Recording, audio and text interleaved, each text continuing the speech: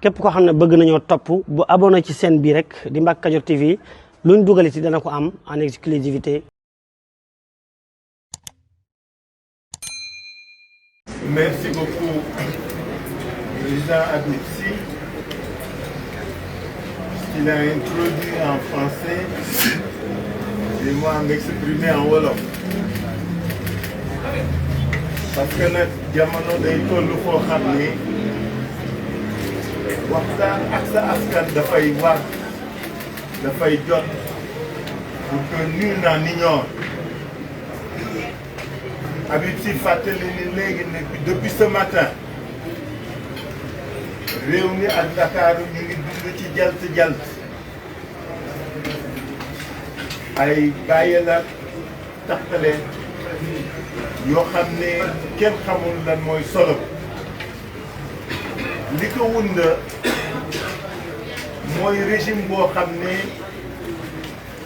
saa yu jaaxle saa yu tiitee saa yu ñàkkee pexe benn usage rek lay def jël état bi à travers ñi nga xam ne ñoom la ñu dénk yenn fonction mu dóor ko ci ay citoyen xam ngeen ni bi ñu xëyee tey gunge ànd ak Barthélémy Dias moo ñu taxoon jóg parce que dañ ko convoqué ci procès boo xam ni na ko ñëpp a xam fukki at a ngi nii fukki at xam nga procès bu duré fukki at moom xam ngeen ni du loo xam ni du normalité la kenn daan mënatu ko justifier ñu woo ko ci au moment où il est investi candidat à la mairie de Dakar ñii naan convocation bi tombé la mais du loo xam ni c'est pas pensé ma waxoon leen keroog bi ñu tasee fii ma ni leen dans toutes les démocraties qui se respectent am na foo xam ni su fa bii démocratique bi tolloo institution bi nga xam ni mooy justice ci réew yooyu dafay am loo xam ni da koy rus def da koy tere boppam da ko dul nangu parce que c'est un problème de décence et de responsabilité justice du nangu ñu di ko jël di ko dóor ci kaw ay candidats pour di influer sur le cours du combat démocratique. Malheureusement pour nous, certains de nos juges n'acceptent pas ou ne connaissent pas cette règle de responsabilité et de dignité.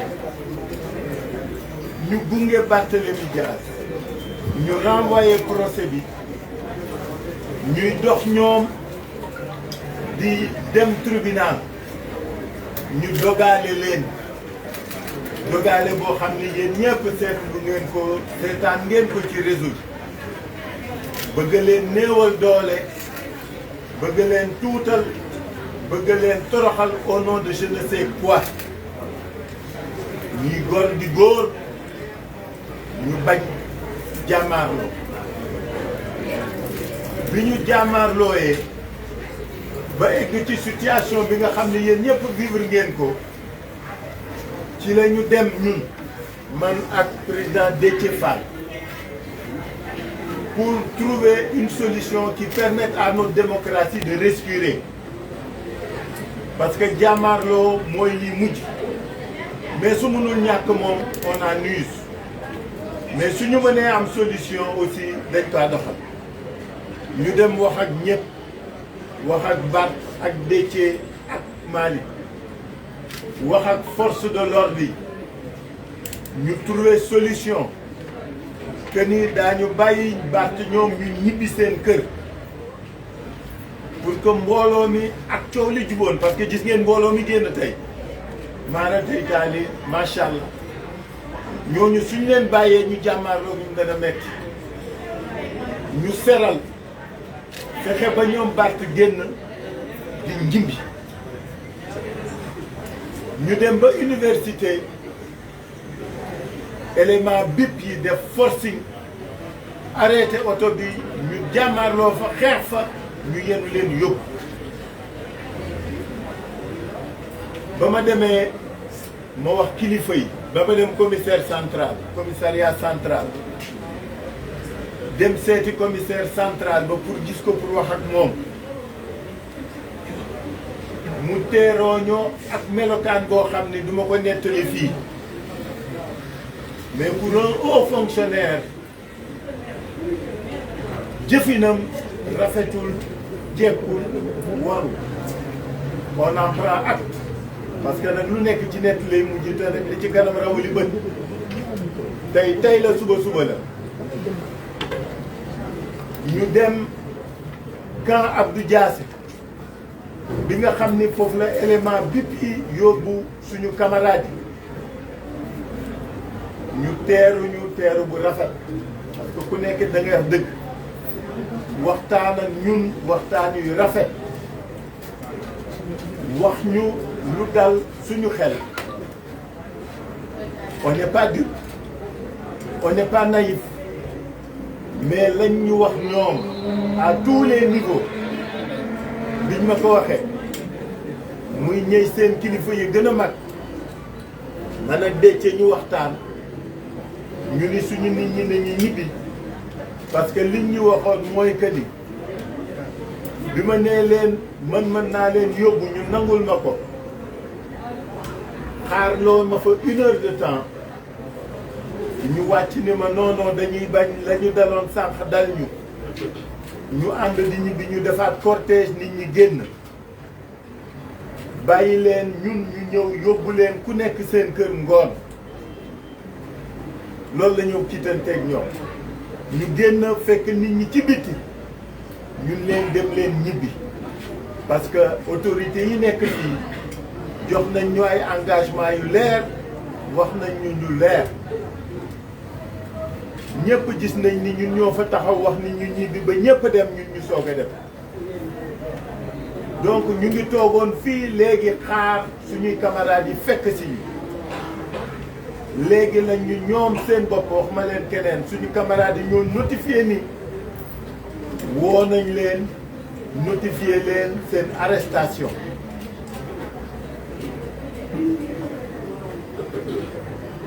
loolu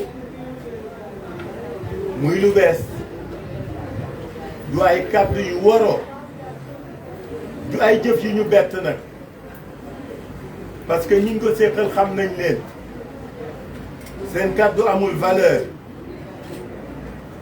mais xam nañ ni ñun lañ ko jegeale donc suñu camarades yooyu suñu leen notifié arrestation xam ngeen la cay topp c'est le parquet qui devrait se saisir ou devrait être saisi ak la ca des ak la ca des ak la ca des loolu ca des nag lañ dul nangu loolu lañ dul fekke loolu lañ dul seetaan yàgg naa ci état lool dafa naa ñi fi nekk ñu ci bari maa leen ci jiitu mais liy doole kilifa mooy kaddu doole kilifa mooy kaddu nit ki lu mu wax dakaa jëfe ñii nag séqu naa ñoom gis naa ni la ñuy waxe du la ñuy jëfe moo tax ñuy wax Sénégal ni leen que chacun prenne ses responsabilités bu ñu kenn wax ni waxuñu woon bu ñu kenn wax ni jéemuñu bu ñu kenn wax ni doxuñu ci suba ak léegi noppaluwuñu ku ñu war waxal wax nañoo ak yow ku ñu war defal def nañoo ak yow mais la ruse et la malice ne peuvent pas passer elles ne peuvent pas prospérer parce que suñu yaakaaree ni parce qu'on nous a dit d'attendre et que nous sommes restés les bras croisés dañuy nax seen bopp moo tax j'invite les Sénégalaises et les Sénégalais la jeunesse de ce pays à se tenir debout pour que ñu xeex pour dëgëral suñu démocratie pour que ñu xeex pour que la parole publique ait un sens ñu xeex pour que nit ñi gore di gore parce que am na lu kenn dul nam je pèse bien mon mot et j'assume ce que je dis mani j'invite au nom de la coalition Yewwi Askan Wi les Sénégalaises et les Sénégalais la jeunesse sénégalaise et les femmes sénégalaises à se lever pour protéger la démocratie. Protéger la démocratie, c'est se battre pour que ces camarades-là ñu bañ leen nasaxal, pour que ces camarades-là retrouvent leur liberté. Parce que li fi am tey jarul kaso, jarul arrestation, jarul inculpation. Au contraire, des camarades ont été malmenés, des camarades ont été blessés. Malick Gakou a été agressé, Barthélémy a été agressé, Ousmane Sonko a été agressé physiquement. Loolu kenn du ko nangu. Moo tax maa ngi woo ñëpp, góor ak jigéen, mag ak ndaw, nañu génn, nañu dem xeex ngir suñu camarades yooyu ñu bañ leen nasaxal. Bu ñu nangu ñu yóbbu leen kaso, bu ñu nangu ñu tuuma teg leen tuuma yu xam ne amul, bu ñu nangu suñu démocratie ñu di ko nasaxal. Il faut que ñun ñëpp ñu xam loolu, parce que li ma waxoon keroog ci ne ñii dañuy màtt di ëf, ay ndaw ruuraan lañu, ay ndaw ruuraan lañu. Suñu amee dara nga bàyyi rek dañuy wutaat leneen. Bu ñu leen bàyyi ñu weesu fii ñu toll, nañu jàmmaarloog ñoom, nañu xeex ak ñoom, parce que nag luy jot dafa jot te loo xam ni dafa doy dafa ëpp, parce que lu ëpp tuur. Voilà ce que je voulais dire au nom de Yewwi Askan Wi. J'invite tous les camarades à la mobilisation. J'invite tous les camarades à la résistance. Il faut qu'on fasse face. Il ne faut pas que nous nangu ñuy nasaxal suñuy camarades. Je vous remercie. C'est l'arrestation qui vient d'être notifiée aux détenus. On peut les appeler désormais ainsi. Vraiment, on a fait preuve de bonne foi, preuve d'attitude républicaine pour que la journée se passe dans le calme et la sérénité. Et le président Khalifa Ababacar Sall est revenu tout à l'heure sur ça et sur la forme qui a été utilisée pour avoir cette journée, parce que ça devait être seulement une journée normale. Une journée où quelqu'un devrait répondre à la justice. Quand l'affaire a été renvoyée, il faut le rappeler, c'est sur le chemin du retour qu'on a été violenté et que les arrestations ont eu lieu. Mais pour les discours, on va s'en arrêter là. Parce que quand même, ce pays n'appartient pas au président Macky Sall et à ses partisans. Ce pays appartient à tous les Sénégalais. Et on se rend compte que même la convocation était une provocation et était un coup prémédité. Elle n'avait pour objet que de procéder à des arrestations, pour objet que de poser le premier acte de l'enterrement de cette opposition, comme le ministre d'État l'avait dit, le ministre d'État Mahmoud Saleh. Penser qu'on peut enterrer cette opposition-là, c'est aujourd'hui accepter d'embraser ce pays. Il faut dire les mots comme tel. Et on n'a pas le droit. Et je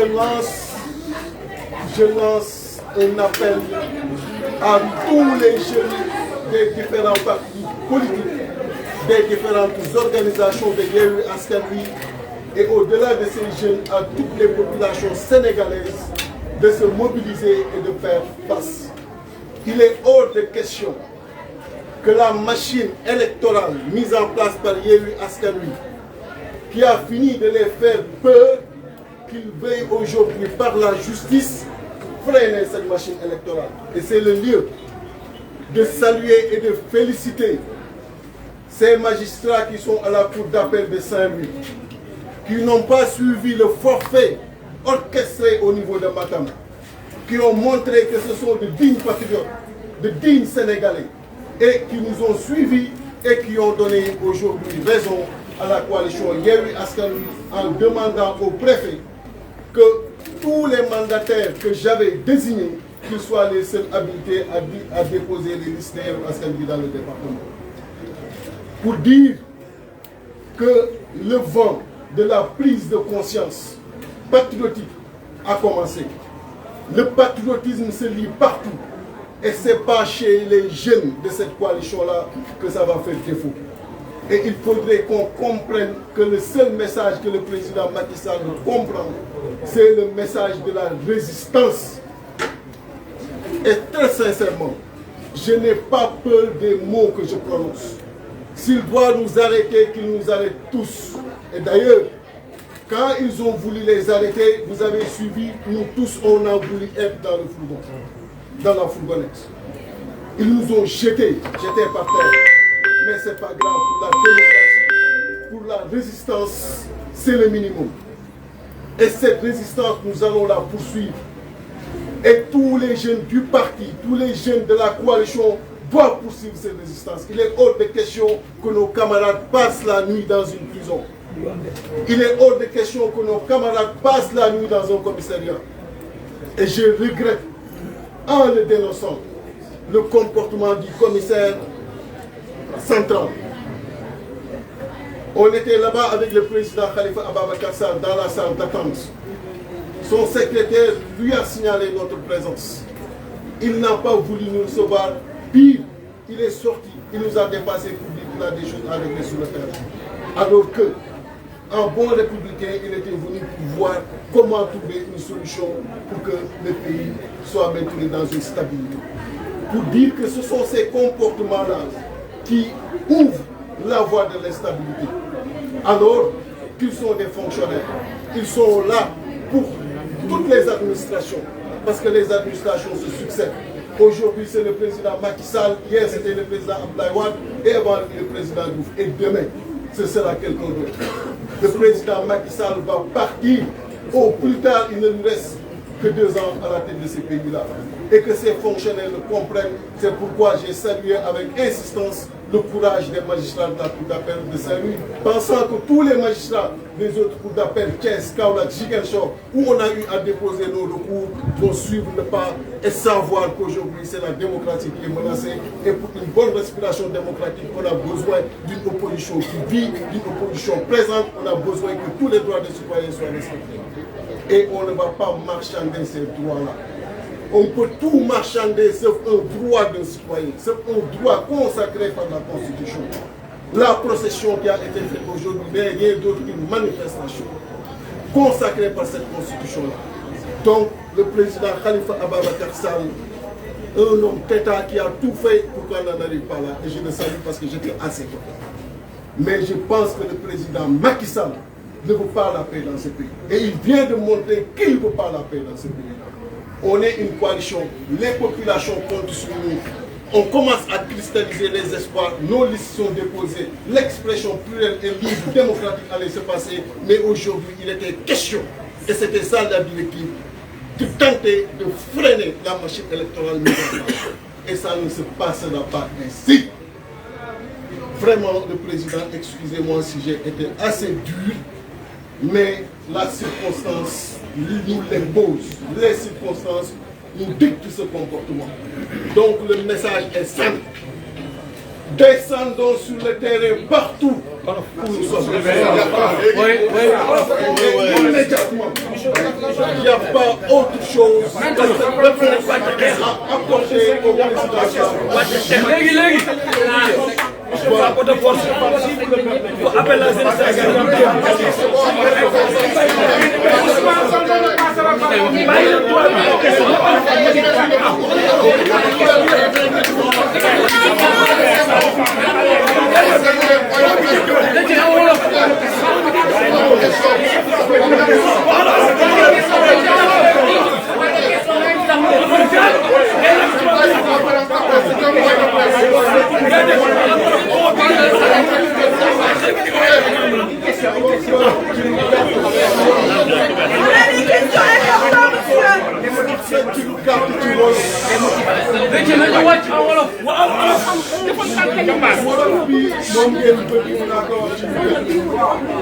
ndaxte waxtaan dafa am waxtu déeyante dafa am waxtu mais jóg taxaw xeex dafa am également waxtu le président Khalifa Ababacar Sall bi may nuyu ko gërëm nekk ci wetam tey ci attitude républicaine gis naa jéego yi mu def yëpp pour que réew mi nekk ci jàmm tey jéego yooyu yóbbu ñu ba ñu dugg ci biir bureau bu. waaye nag presse bi dafa gudd.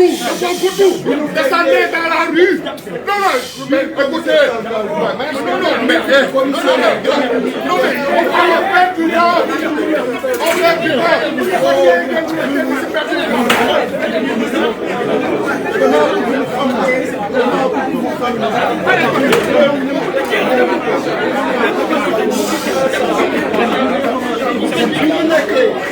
di wax di def li nga xam ne moom la ñu comme président Khalifa Ababacar Sall génn def bi ñu toogee léegi di concerté fii nii ci bureau bi lan ñu envoyé message kenn ci ñoom nii léegi lañ leen notifié que finalement arrestation lan moo waral li fi xew suba ak tey ñu war wuyu ci convocation finalement ñu ngi notifié nañ la arrestation lan moo ko war a mën a expliquer lu dul jaay doole boobu nag le ministre d'État waxoon na ko bi mu naan dina nasaxal dina enterrer cette opposition Mahmoud Saleh loolu nag la ñu nekk ne parce que gis nañu la machine électorale bi Yewwi Askan Wi commencé teg sur l'étendue du territoire et may gërëm di sant di joxe en exemple les magistrats de Saint-Louis.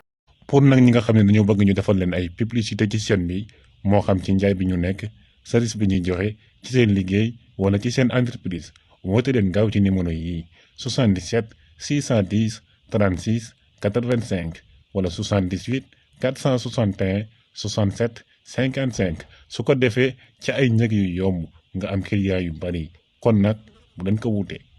asalaamaaleykum mbokk yi yéen ñi nga xam ne yéen a baaxoo ànd ak seen bii di Mbacke Kadior TV à partir d'aujourd'hui gën nañ koo yaatal ci YouTube bi képp koo xam ne bëgg nañoo topp bu abonné ci seen bii rek di Mbacke Kadior TV luñ dugaliti dana ko am en exclusivité jërë ngeen jëf.